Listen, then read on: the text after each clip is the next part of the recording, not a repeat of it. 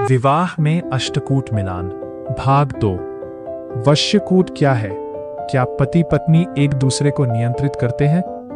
नमस्कार मेरे सहयात्रियों, स्वागत है आपका अपने चैनल ज्योति पथ पर। पिछले भाग में हमने जाना कि अष्टकूट मिलान क्या होता है और वर्णकूट का क्या महत्व है। आज हम बात करेंगे वश्यकूट की। बहुत से लोग इसका अर्थ गलत समझ लेते हैं। उन्हें लगता है कि वश्यकूट का मतलब है कि विवाह के बाद पति पत्नी पर शासन करेगा या पत्नी पति को अपने वश में रखेगी, लेकिन शास्त्रीय दृष्टि से इसका अर्थ कुछ और ही है। वश्य शब्द का अर्थ है प्रभाव ग्रहण करने की क्षमता, सहयोग की प्रवृत्ति और परस्पर सामंजस्य। अर्थात ये कूट ये बताता है कि पति पत्नी एक दूसरे के स्वभाव, विचार और निर्णयों के साथ कितनी सहजता से तालमेल बैठा पाएंगे।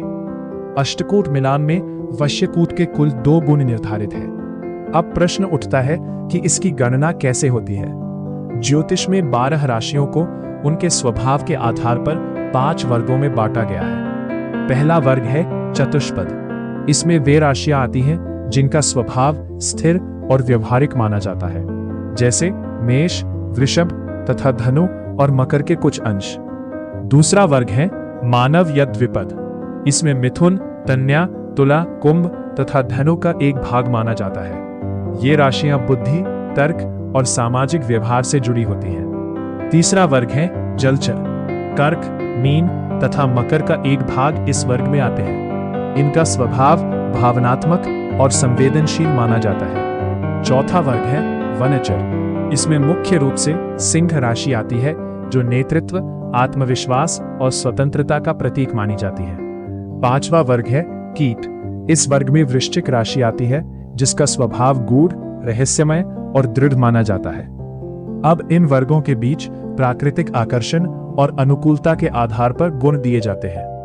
यदि वर और वधू की राशियां एक दूसरे के लिए पूर्णतः अनुकूल हो तो पूरे 2 गुण मिलते हैं।